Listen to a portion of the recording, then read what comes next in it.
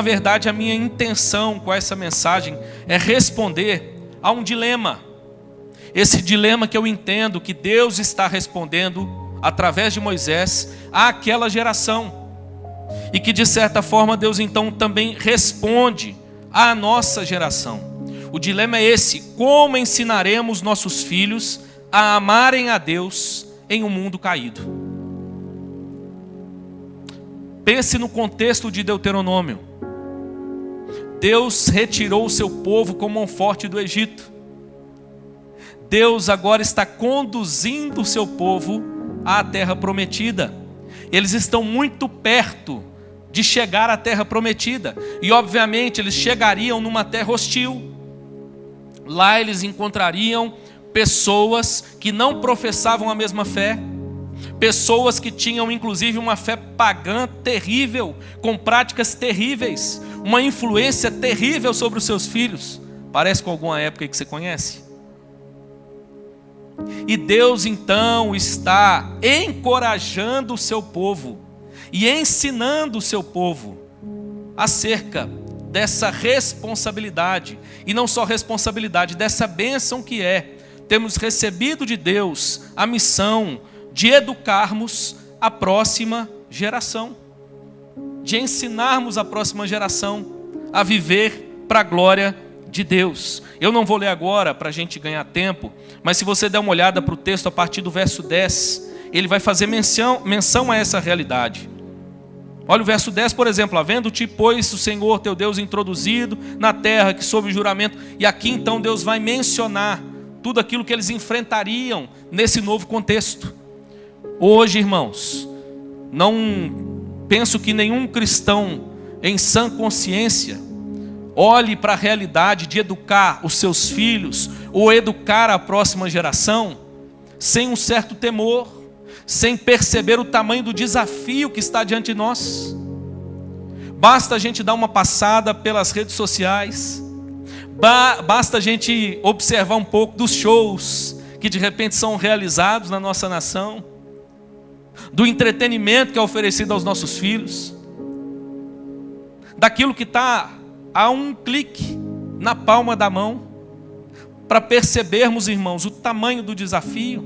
Quantos pais preocupados com a maneira como os seus filhos serão agora influenciados na escola, uma vez que serão expostas a ensinos que, a nosso ver, são distorcidos em relação à verdade, a verdade da palavra de Deus e a verdade da vida. E Deus então, irmãos, nos apresenta em Deuteronômio, capítulo 6, do verso 4 ao verso 9, algumas verdades preciosas que nós precisamos aprender para que possamos então cumprir fielmente essa missão, sermos bem-sucedidos nessa missão. Vamos ler? Deuteronômio 6, a partir do verso 4, diz assim a palavra de Deus: ouve, Israel, o Senhor, nosso Deus, é o único Senhor.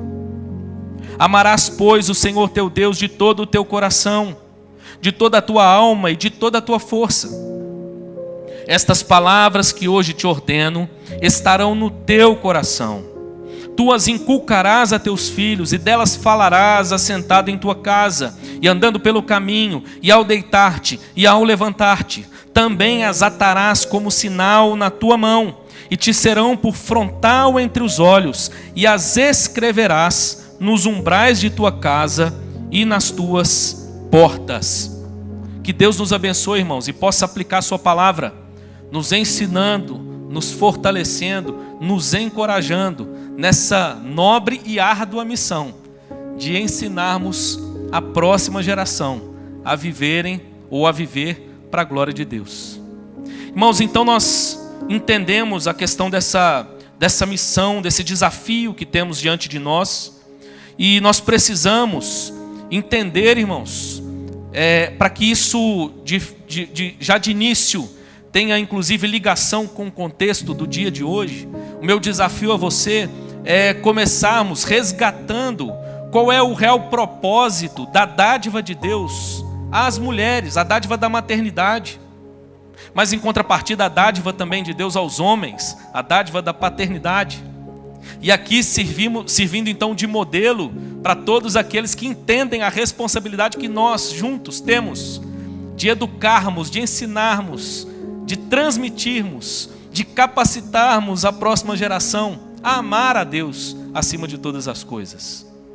Irmãos, nós precisamos, em primeiro lugar, para que isso fique muito claro para nós, qual é o propósito da maternidade e da paternidade, perceber que, via de regra, nós entendemos a paternidade e a maternidade de maneira invertida. Deixa eu te dar um exemplo muito simples. Em geral, é comum algumas pessoas dizerem assim: eu tenho algum problema com a percepção da paternidade de Deus, porque eu não tive um pai muito presente. Meu pai não foi um pai assim muito exemplo, muito modelo. Então às vezes eu tenho um pouco de dificuldade. Eu costumo dizer: você não entendeu, você está invertendo a questão. A dádiva da paternidade, irmãos, é um presente de Deus a nós. Mas guarde isso, não entenda a paternidade como, à luz das Escrituras, como se Deus escolhesse uma experiência humana e dissesse assim: deixa eu ver como eu vou me comunicar melhor com o ser humano. Já sei. Uma das coisas que eles experimentam é a graça da paternidade. Então vou pegar essa figura porque eles vão me entender melhor. Não, irmãos, não é isso que a Bíblia diz. Na verdade, o próprio Deus é Pai antes mesmo que esse mundo fosse criado. Você já parou para pensar sobre isso? O nosso Deus e Pai é Pai de nosso Senhor Jesus Cristo antes que tudo fosse criado. Como diz a boa teologia, nós entendemos que Jesus Cristo é o Filho eternamente gerado pelo Pai. E é exatamente o contrário, é como se Deus agora olhasse e dissesse o seguinte: vou criar o ser humano e dar a ele a oportunidade de experimentar a paternidade, a maternidade, para que ele entenda um pouco mais dessa graça, ou do significado dessa relação que nós nutrimos de maneira plena e perfeita na economia, na relação das pessoas da Trindade.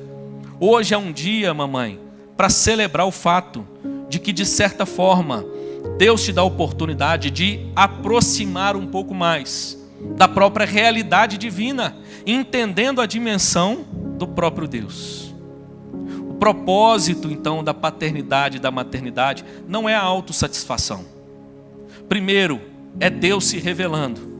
Segundo, é Deus então agora nos dando não só a graça de experimentarmos, sermos pais e mães, mas o dever, a responsabilidade em relação aos nossos filhos. É interessante que é muito comum nós percebermos como as pessoas invertem isso, na maneira como as pessoas criam seus filhos para si mesmos. Por exemplo, pensam profissionalmente em realizar nos seus filhos os desejos, os sonhos que eles mesmos não realizaram em si. Então, de repente, eles projetam sobre os seus filhos, para que eles então possam realizar os próprios sonhos e desejos dos pais. Deixa eu dar um outro exemplo. Pela maneira que muito pai escolhe e influencia os cônjuges dos seus filhos, não pensando na melhor esposa para o seu filho, não pensando no melhor marido para a sua filha, mas muitas vezes pensando na relação com ele mesmo. Muitas vezes, irmãos, nós temos percebido esse tipo de dificuldade. E eu quero então te desafiar a entender esse nobre propósito da paternidade e da maternidade a partir da perspectiva divina. Somos agraciados e ao mesmo tempo recebemos uma grande responsabilidade. Nossos filhos então, como diz a palavra de Deus, devem ser vistos como flechas. A ideia é que esses filhos são dádivas, são presentes, mas precisam ser preparados para viver a própria vida quando se tornarem adultos. O que a gente faz com uma flecha? Flecha foi feita para ser lançada. Precisamos preparar os nossos filhos, irmãos, para que eles se tornem adultos de verdade. Hoje temos uma dificuldade na nossa cultura. Temos uma geração no Brasil que é chamada de geração neném. Você já ouviu essa expressão?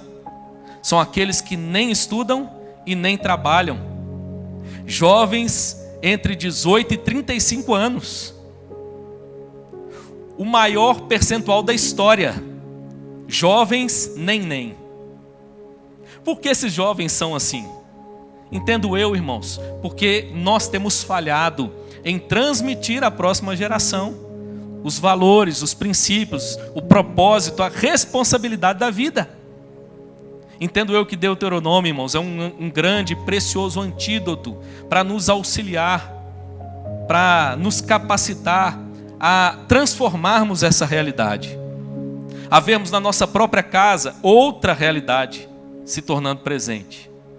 Quando nós olhamos para esse texto, irmãos, o que eu preciso destacar aqui? Preciso destacar a maneira como ele começa no verso 4. Ouve Israel. Se você der voltar um pouco no verso 3, você vai perceber que também ele começa: ouve, pois, ó Israel. Essa expressão que aparece aqui é o famoso Shema, tão relembrado e repetido pelos judeus ainda hoje. Os judeus entendem que aqui há algo preciosíssimo da parte de Deus. Entendem que aqui há uma mensagem nobre da parte de Deus. E de fato, irmãos, o que nós estamos percebendo nessa passagem é que aqui nós temos um chamamento divino. Deus conclama o homem e diz: olha, eu tenho algo a dizer. Ouça o que eu tenho a te dizer. Preste atenção naquilo que eu venho te ensinar. Irmãos, como é precioso alguém que tem essa capacidade de ensinar com autoridade, ensinar de tal maneira que o seu ensino seja percebido como autoritativo, como um ensino válido e assim copiado.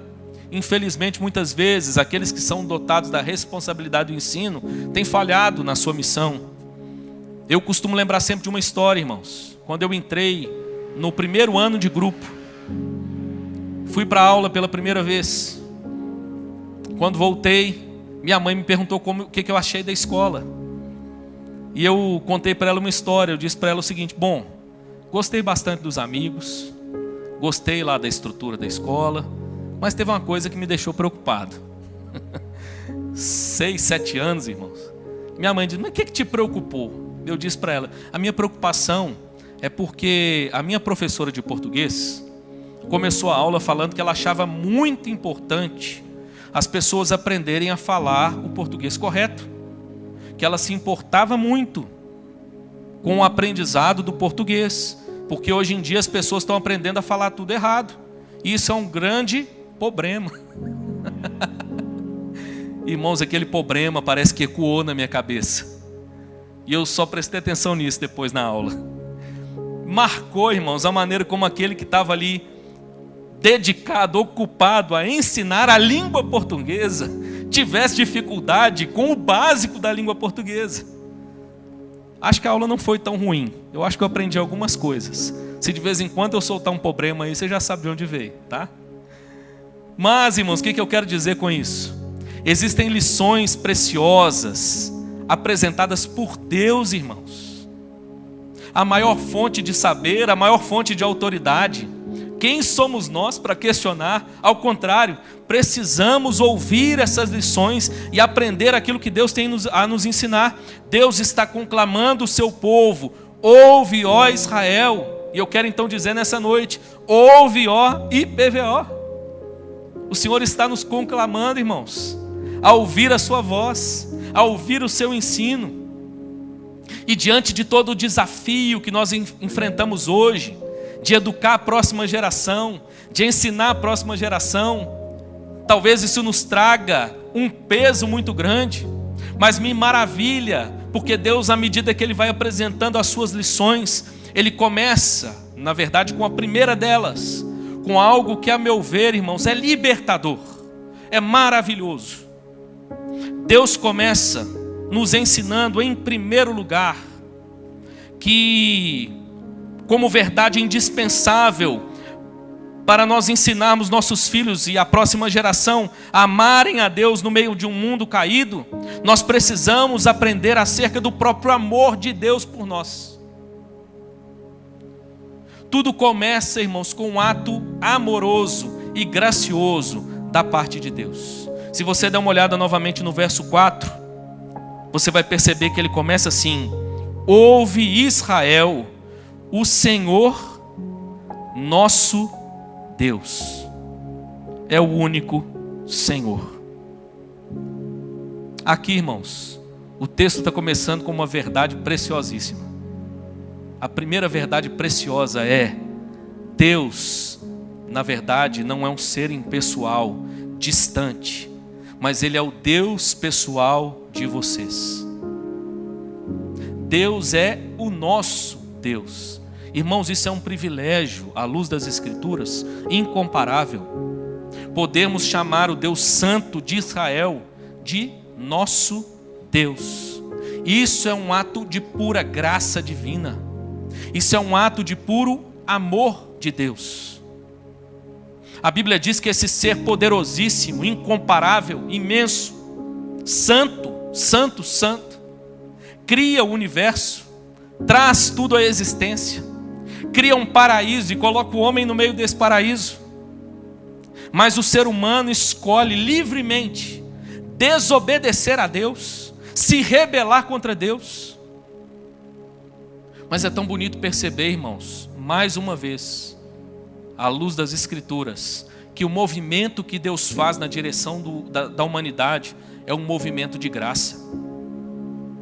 Nós não tínhamos nenhum direito de chamar Deus de nosso Deus, de expressarmos uma relação pessoal com Deus. Mas essa relação pessoal hoje é possível porque Deus nos amou primeiro. Deus nos amou, diz as Escrituras, quando nós ainda éramos pecadores. A base, irmãos, de tudo é o amor de Deus por nós. O que eu quero dizer com isso? Talvez haja uma grande preocupação acerca de sermos um bom pai e uma boa mãe. Deixa eu te dar uma triste notícia. Se nós formos olhar à luz de Lucas 17, bom é só um. Só Deus é perfeito em tudo aquilo que Ele faz. Eu e você, pai e mãe, falhamos muitas vezes. Mas que bom saber que há um Deus gracioso que escolheu permitir que nós o chamemos de nosso Deus. Por que eu estou dizendo isso, irmãos? E julgo isso ser a coisa mais bela e importante para começar essa mensagem. Porque, irmãos, nossas famílias são imperfeitas. Nossa educação é imperfeita. O nosso exemplo é imperfeito. Mas que bom saber que nós estamos diante de um Deus perfeito. Irmãos, muitas vezes nós olhamos para a vida com um peso maior do que a gente precisa carregar. O Evangelho, irmãos, não é sobre esse fardo. O Evangelho é o contrário disso. O Evangelho é o convite para que nós então levemos o nosso fardo pesado e entreguemos a Cristo e tomemos o seu fardo leve. Não foi o que disse Jesus? Você que está cansado e sobrecarregado, venha a mim, porque o meu fardo, meu jugo é suave e o meu fardo é leve.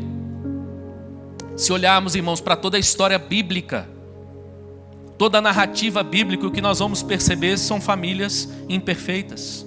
A primeira família é marcada por traição, homicídio, engano. A família dos patriarcas, irmãos, o grande Abraão, que até hoje é tão exaltado pelos judeus. Abraão, num certo momento, escolhe mentir, temendo o que poderia acontecer a ele e a Sara. Ele mente à autoridade da época.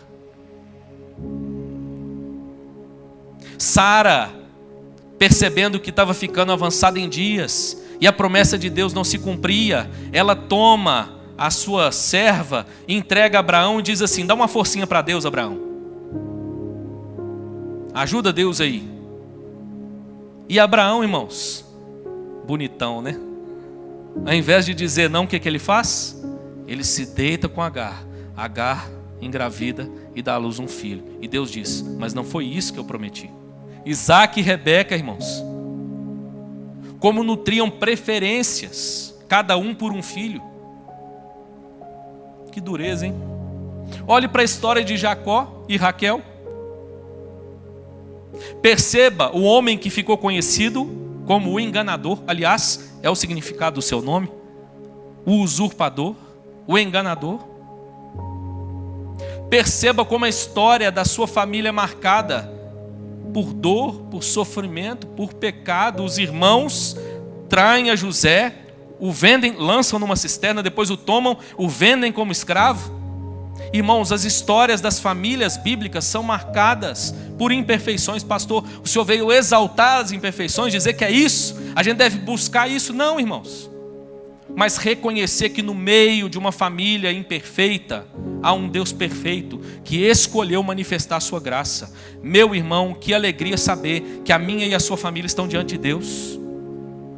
Ouve, ó Israel, o Senhor, o nosso Deus. A base de tudo, irmãos, é o amor de Deus por nós. Nunca se desligue, nunca deixe de perceber, nunca dê preferência ou proeminência ao amor e à graça de Deus sobre a sua família. É o que vem antes de todas as coisas. É a graça de Deus, irmãos. Talvez você olhe para a sua história hoje. Talvez você perceba tudo aquilo que os seus próprios pais erraram ao longo da sua criação. E como a sua vida tinha tudo para ir numa direção errada. Mas como Deus graciosamente te alcançou, te ergueu, te transformou e te deu uma bela família. Irmãos, é assim que eu vejo a minha casa hoje. Se eu tenho uma esposa e 3 filhas lindas, 4 mulheres lindas na minha vida, irmãos, é por pura graça de Deus. Então, em primeiro lugar, lembre-se disso, meu irmão. É Deus quem toma a iniciativa de convocar o seu povo e se comunicar com o seu povo. E quando Deus toma a iniciativa e se comunica com o seu povo, o que Ele apresenta ao seu povo é um grande e perfeito amor a esse povo. Meu irmão, a base de tudo é a graça de Deus. Não perca isso de vista. Talvez você não seja tudo aquilo que você gostaria de ser. Talvez você se pegue falhando na criação dos seus filhos. Você quer uma prova de um pai que entende isso? Um pai que entende essa dinâmica é aquele que, quando erra com seus filhos, consegue chamá-los e dizer: meu filho, me perdoa porque eu errei.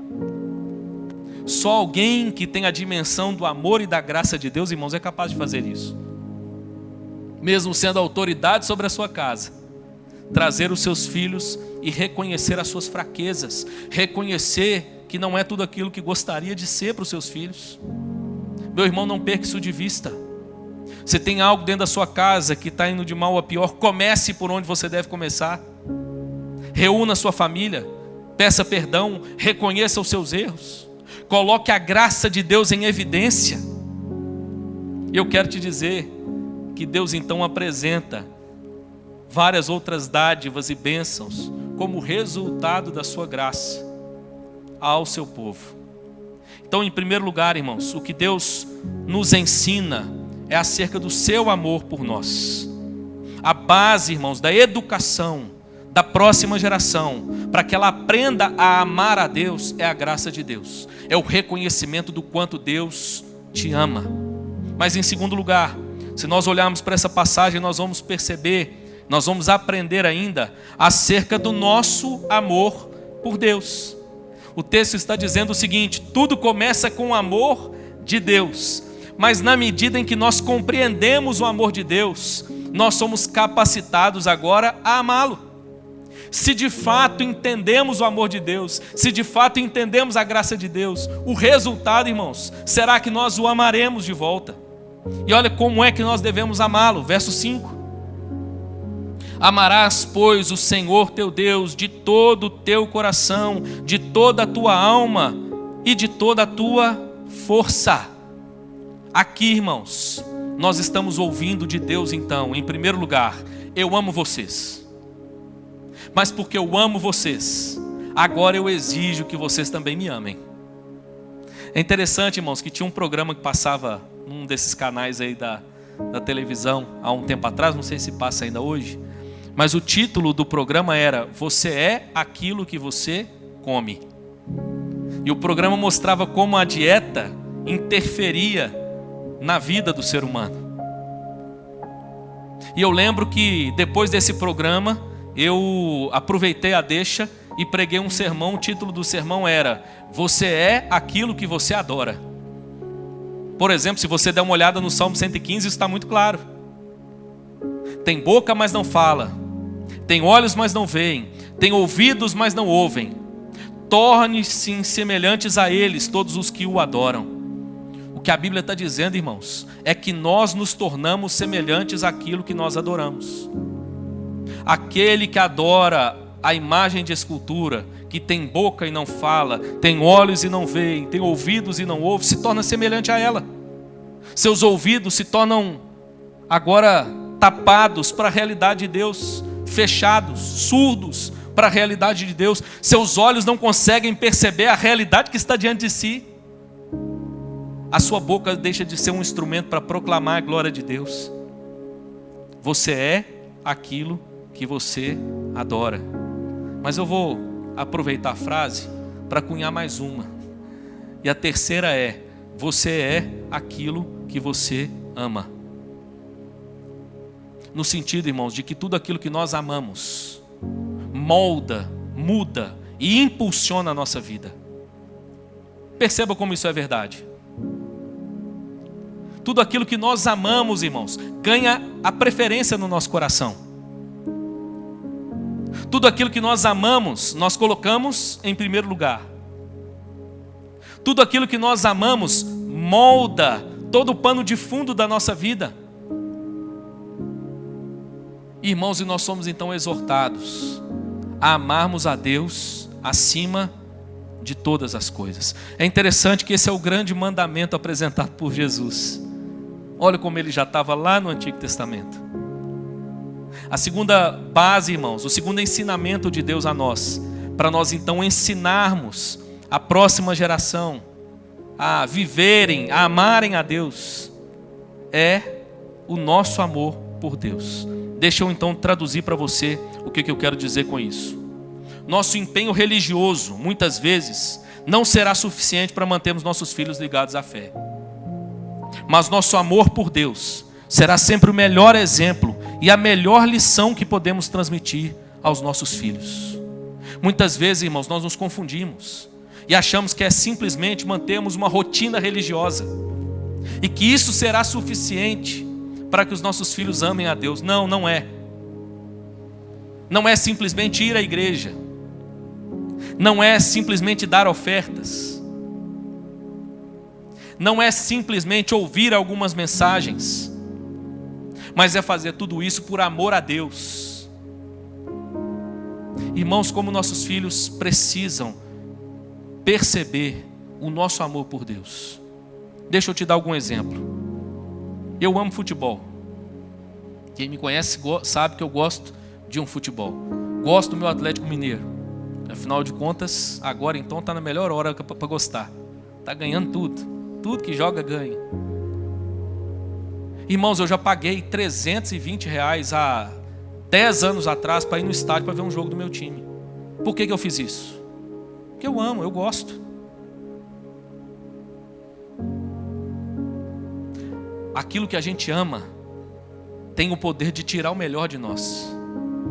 A minha pergunta é: nossos filhos estão vendo o nosso amor por Deus? Ou será que a gente volta da igreja reclamando? Será que, por exemplo, Deus escolhe o pregador e põe no púlpito e a gente volta fazendo crítica? Não gostei muito dessa mensagem, não. Lá na Betel eu costumava falar, não vou falar aqui não, era lá na Betel que eu falava: reclama com Deus, porque foi Deus que colocou. Será, irmãos, que damos o nosso dízimo, se é que damos, com dificuldade, sofrendo, pensando no que a gente podia fazer com aquele dinheiro. Nossa, se esse dinheiro tivesse comigo, eu conseguia fazer tal coisa. Será, irmãos, que é isso? Ou será que nossos filhos estão vendo o nosso amor por Deus? O desejo que nós temos de dar tudo a Deus. E percebendo que muitas vezes a gente não pode. Então a gente tenta dar pelo menos o melhor. Irmãos, somos desafiados a ensinarmos os nossos filhos através da maneira como nós mesmos demonstramos o nosso amor por Deus. Perceba que é a base. Deus nos ama. Nós somos exortados a amarmos a Deus. Como consequência disso, irmãos, nós agora somos ensinados também acerca de algumas outras práticas que são importantes. Não quero dizer que elas não têm o seu lugar e o seu valor, mas agora é que surge o seu valor na sequência. Terceiro ensinamento dessa passagem para nós, irmãos. Somos ensinados ou aprendemos acerca da dimensão do ensino pelo exemplo. Como o exemplo arrasta. O exemplo, irmãos, tem esse poder de arrastar os nossos filhos, de arrastar as pessoas. Deixa eu te dar um exemplo disso. Eu tenho o hábito de toda noite pegar uma garrafinha de água, levar e colocar do lado da minha cama. Tem dia que eu nem sei por que eu levei essa água, porque eu nem tomo a água. Mas todo dia eu vou lá, pego uma água geladinha, levo e coloco do lado da cama. E eu fiquei maravilhado o dia que eu percebi a Ana Isabel copiando, irmãos, o exemplo. Falei com ela: filha, vai deitar, já está na hora de você dormir. Ela falou: peraí, pai, eu tenho só que pegar a minha água. Foi lá, pegou a garrafinha, encheu de água, levou. E sabe o que eu percebi de lá para cá? Quantas vezes eu peguei a garrafinha do mesmo jeito no outro dia. Mas o exemplo ficou. O exemplo foi copiado. Não podemos ignorar, irmãos, o poder do exemplo. Olha o que diz agora o verso 8 e 9. Também as atarás como sinal na tua mão, e te serão por frontal entre os olhos, e as escreverás nos umbrais de tua casa e nas tuas portas. O fato, irmãos, de tudo começar com o amor de Deus por nós, ou seja, sua maravilhosa graça em favor de nossas vidas e famílias, e de termos a missão primordial de amarmos a Deus e ensinarmos nossos filhos a amá-lo, não anula a responsabilidade que temos pelo ensino dos nossos filhos. Na verdade, essa é a base que sustenta toda a educação que dedicamos a nossos filhos. Tudo, irmãos, começa com o amor de Deus por nós. Nós agora devolvemos o amando, e como consequência disso, irmãos, nós agora prestamos atenção ao exemplo que nós damos. Tem muita gente entendendo a graça de Deus errada, irmãos, e entendendo que a graça de Deus anula a responsabilidade. A graça de Deus anula a obediência. Não, irmãos, ela não anula. Pelo contrário, é a graça de Deus que nos capacita a sermos responsáveis com os nossos deveres. É a graça de Deus que nos habilita a obedecermos a Deus. E dessa forma, irmãos, deixarmos um exemplo positivo para a próxima geração. Irmãos, como a nossa sociedade carece de bons exemplos. Basta passar um pouquinho por rede social, basta ler um pouquinho dos comentários nas publicações, para ver uma sociedade cada dia mais doente, cada dia mais irada, uma sociedade cada dia mais disposta a atacar o outro de graça, sem saber muitas vezes quem é o outro, mas porque discordou de algo que foi dito. Irmãos, a nossa cultura está recheada de maus exemplos, mas Deus nos deu a graça, irmãos, de agora, capacitados pela sua graça, sermos um bom exemplo para os nossos filhos. Que Deus nos ajude, irmãos, para que os nossos filhos possam perceber o nosso exemplo e seguir o nosso exemplo, em nome de Jesus. É interessante as figuras que são aqui usadas, e eu preciso destacar isso para você: tão importante quanto uma fé declarada é uma fé demonstrada. A Bíblia não diz que uma coisa anula a outra. A fé começa no coração, irmãos. Deve então alcançar os lábios. Deve ser então demonstrada pela maneira de viver. E é interessante as figuras que aparecem. Eu anotei algumas coisas aqui para facilitar, para ser mais breve. Precisamos, por exemplo, prender à testa a palavra de Deus, é o que está dizendo o texto. Ou seja, nossos pensamentos, planos, projetos, reflexão intelectual devem refletir a verdade de Deus, a sã doutrina. A ideia, irmãos, é que a nossa reflexão mental deve ser um bom exemplo para os nossos filhos. O que é que tem ocupado a sua mente? O que é que tem tirado o melhor da sua mente? Precisamos amarrar as nossas mãos à verdade de Deus, ou seja, nossas ações devem refletir aquilo que pregamos. O texto está dizendo que nós precisamos ter isso atado às nossas mãos. O nosso fazer deve revelar isso.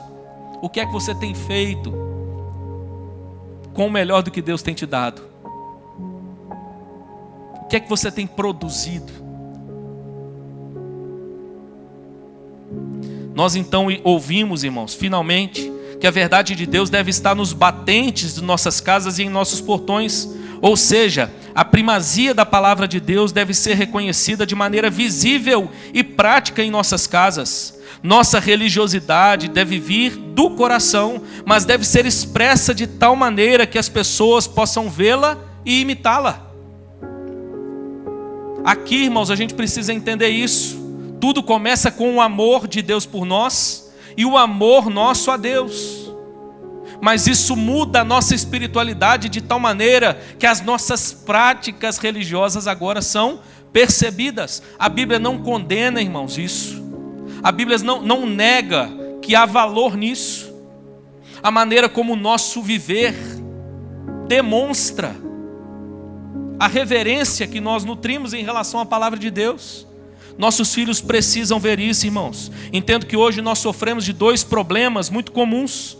O primeiro é uma fé estética, que não reflete a realidade do coração.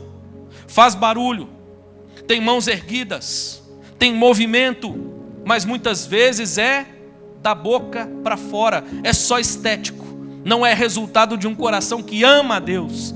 Diz amar, mas vive como se Deus não existisse. Mas eu quero te dizer que o problema não termina aí. Há um segundo problema. Uma fé tão reservada que não cumpre o seu dever de ser demonstrada e compartilhada, ensinando nossos filhos a glorificar a Deus diante de todos os homens. Irmãos, Deus pede que a gente cante para Ele. Tem gente que não gosta de cantar, mas a Bíblia fala que a gente precisa cantar ao Senhor. Pastor, mas Deus vê o coração. Deus vê o coração, mas quem está do seu lado não. Entende? Somos chamados, irmãos, ao exercício da fé. Pastor, Jesus falou que a gente deve orar no quarto. Entra no teu quarto, fecha a porta e ora em secreto, e teu pai que vem em secreto te recompensará. É por isso que eu só oro lá. Você não entendeu? Jesus está dizendo que a oração precisa começar ali. A oração começa, irmãos, com a realidade do coração exposto, aberto diante de Deus. Mas é o mesmo Cristo que diz, por exemplo, que nós precisamos orar juntos. E naquilo em que nós concordarmos em oração, isso Ele faria. Para a gente concordar, você concorda comigo que a gente precisa orar uns com os outros. Nossos filhos precisam ver, irmãos, essas práticas piedosas na nossa realidade do lar. Precisam ver o apreço que nós prestamos à palavra de Deus. Como nós, irmãos, nutrimos pela palavra de Deus amor, respeito e reverência. Enfim, somos chamados a um bom exemplo para os nossos filhos. Que Deus nos dê graça, irmãos, nessa noite, para que nós renovemos o nosso compromisso de vivermos para a glória de Deus de tal maneira que o nosso viver seja um exemplo para os nossos filhos, exemplo de piedade, exemplo de amor a Deus, exemplo de amor à palavra de Deus, em nome de Jesus. Quarto e último lugar para nós terminarmos. Em último lugar, irmãos, o Senhor também nos ensina acerca da necessidade da repetição. Em quarto e último lugar, precisamos aprender, irmãos, que a repetição é necessária. Verso 7 diz assim: tu as inculcarás, colocarás na cuca a teus filhos, e delas falarás, assentado em tua casa e andando pelo caminho, e ao deitar-te e ao levantar-te. Irmãos, quando ouvimos essa expressão, eu confesso que quando eu li esse texto, sabe de que eu lembrei? De uma expressão que eu já cansei de ouvir. E deixa eu falar baixo, que eu já usei também. Quando como pai, de repente, a gente vira para o filho e diz assim: eu já cansei de te falar. Eu já cansei de te dizer como é que é. Irmãos, precisa dizer muitas vezes, sem se cansar. É isso que o texto está nos dizendo. Perceba, irmãos, o quanto nós somos impacientes às vezes com os nossos filhos, com os nossos jovens. Eu como pastor, irmãos, fico incomodado como que tem gente que viveu a vida, a juventude inteira no mundão e de repente ele se converte adulto e usa uma régua para medir os jovens da igreja que ele não usava para ele. Quer que o jovem, irmãos, que está começando a jornada de vida, tem uma vida nova, viveu pouco ainda, tem a maturidade, a experiência, a responsabilidade que ele com seus 40, 50, 60 anos tem. Percebe, irmãos, nós fazemos isso com os filhos muitas vezes, mas eu quero te convidar a uma reflexão. Será que Deus nos trata assim?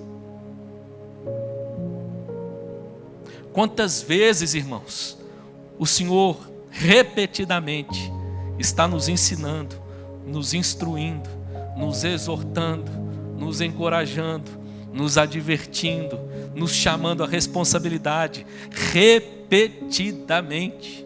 Deixa eu te contar um negócio que aconteceu curioso hoje, notícias dos bastidores. Eu e o pastor Luciano conversamos no meio da semana e nós preparamos o que a gente ia pregar. Quando foi ontem, eu falei assim: vou mudar isso, vou pregar outra coisa. Preparei outra mensagem, irmãos. E quando eu cheguei hoje no culto das 10h30, eu descobri que aconteceu a mesma coisa com o pastor. E ele pregou o texto que eu ia pregar agora à noite. Obviamente eu mudei, irmãos, por outros fatores. Esse era o texto que lá no início da semana eu tinha pensado em compartilhar. Mas eu fiquei pensando, Daniel, como Deus não desiste de nós, insiste em nós, repete a mesma verdade várias vezes, o mesmo texto, a mesma passagem. Quantas vezes talvez você já ouviu uma mensagem em Deuteronômio capítulo 6, e hoje Deus te diz mais uma vez: ouve, ó Israel, ouve, ó IPVO. Irmãos, a repetição é necessária. Por isso, meu irmão, não desanime, insista, renove a sua força, a sua alegria em ensinar os seus filhos, em ensinar a próxima geração. E, irmãos, eu quero ficar velhinho na igreja, viu? Se tem uma coisa que o meu coração anseia, é viver até uns 90 e bastante. Mas viver isso, irmãos, na casa do Senhor, sendo exemplo para a próxima geração. Eu tinha um homem lá na Betel com 90, fez 97 anos esse ano. Esse ancião da Betel, irmãos, que não perdia um culto da igreja, não perdia uma reunião de oração. Às vezes nem eu que era pastor estava lá, mas ele estava lá. Não ouvia muito bem, mesmo com um aparelho de audição. Não enxergava muito bem, mesmo com óculos fundo de garrafa e com uma lupa que ele levava para tentar ler a Bíblia. Mas estava lá, irmãos. Uma das maiores lições que ele deixou para mim foi no dia que a sua esposa faleceu. Culto rolando, a esposa internada, o filho chega na porta da igreja e manda me chamar. Eu saio durante o louvor e o filho diz: pastor, notícia ruim para dar. Minha mãe acabou de falecer. Precisamos comunicar isso para o meu pai. Eu não tenho força para falar. E eu disse para ele: pode ficar tranquilo que eu vou fazer isso agora. Pedi um diácono que fosse lá e o chamasse. O diácono chamou. Enquanto isso, um outro diácono veio trazendo uma cadeira. Ele já chegou, viu aquela cena toda, olhou para a cadeira e falou assim: não precisa não. É para mim? Não precisa não. Já sei o que vocês vão me falar. Eu disse para ele: pois é, meu irmão, chegou a hora. Sua companheira partiu. Ele chorou, abraçou o filho, me abraçou, virou para mim e falou assim: agora deixa eu voltar para o culto. porque lá dentro é o melhor lugar que eu tenho para estar nessa hora. Voltou, irmãos, e sentou num dos primeiros bancos. E ficou o restante do culto ali. Que lição, não é? Que exemplo. Deus repetidamente nos exortando e nos ensinando aquilo que nós precisamos aprender. Deus não desiste de nós, irmãos. Que Deus nos dê graça para que nós não desistamos também uns dos outros, dos nossos filhos. Que nós insistamos com eles. Talvez você que é pai está cansado. Eu confesso que tenho andado há algum tempo já meio cansado. Tem gente que romantiza demais a maternidade e esse negócio de ter filho. Tem os dois problemas, irmãos. Gente que demoniza. Gente que começa quando você está solteiro, fala, você não vai casar não? Aí você casa, você não vai ter filho não? Aí você arruma o primeiro, vai ficar com um só? Você arruma o segundo, aí para de falar um pouquinho. Aí você arruma o terceiro e fala assim, não vai parar mais não? As pessoas gostam de tomar conta da vida da gente, irmãos. E filho é bênção, filho é dádiva de Deus. Mas cansa, viu? Tem hora que a gente fica um pouco cansado. Mas meu irmão, que Deus renove as nossas forças, para que nós sejamos uma bênção na vida dos nossos filhos, uma bênção na próxima geração. Em nome de Jesus. Amém, meu irmão? Nós caminhamos então para o final. Quero te dizer que um dos grandes desafios que nós temos hoje diz respeito à maneira como nós gerenciamos o nosso tempo, para que nós cumpramos esse dever, irmãos. Nós precisamos administrar melhor o nosso tempo. Você quer uma dica de qual tem sido um instrumento para a gente relativizar a má gestão do tempo? Tem uma expressão que ficou popular há algum tempo e que, na minha opinião, irmãos, ela é boa, mas muitas vezes, ela é usada para distorcer ou para encobrir a má gestão do nosso tempo. Nós dizemos assim, não, o que importa é que eu tenho tido tempo de qualidade com os meus filhos. Não, meu irmão, não é só tempo de qualidade não, tem que ter muito tempo. O texto está dizendo para nós, irmãos, tu as inculcarás e delas falarás, assentado em tua casa. Está sentado na hora do almoço? O filho falou um negócio, você precisa de repente mostrar para ele de maneira amorosa, ensinar a verdade, ensina, aproveita. Está assistindo um filme, apareceu um negócio ali meio diferente, aproveita e ensina seu filho. É assentado em tua casa, não para aí não. E andando pelo caminho, está dirigindo, levando para a escola, disse algo que de repente destoou da verdade do evangelho, ensina, exorta, não desiste não, repete. Mas não para aí não. Ao deitar-te, está na hora de dormir. Vamos dormir, vamos agradecer a Deus pelo dia. Tanto pelas coisas boas que aconteceram, pelas coisas ruins, porque afinal de contas, Deus tem cuidado de nós em todo o tempo. Mas não é só na hora de deitar não, irmãos, na hora de acordar também. E ao levantar-te, vamos despertar alegre, porque Deus nos deu mais um dia. Bora viver a vida que Deus nos presenteou. Enfim, irmãos, somos exortados a dedicar tempo, e nesse tempo, ensinarmos os nossos filhos, ensinarmos a próxima geração. Termino te dizendo que eu li uma pesquisa que me assustou muito. Essa pesquisa foi feita no Reino Unido.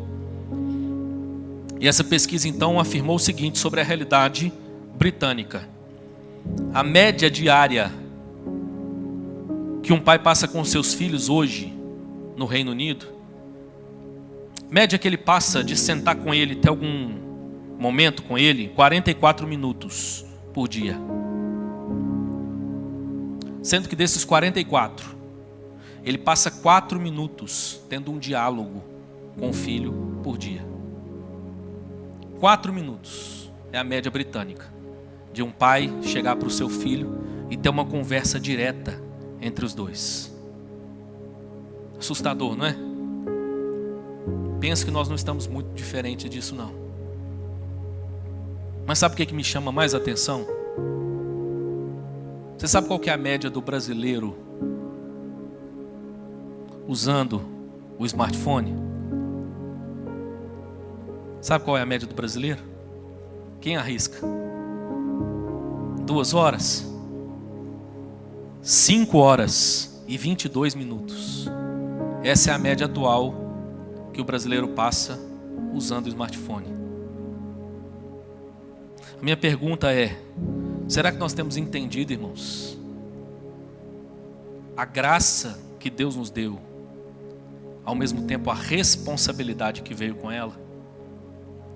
Que Deus nos ajude, irmãos, para que nós tenhamos ou tragamos de volta o prazer de estarmos com os nossos filhos, de estarmos com a nossa família e, como diz o apóstolo Paulo, vivermos a vida comum do lar. Eu quero muito que minhas filhas amem a Deus. Hoje, irmãos, esse é o meu maior desejo.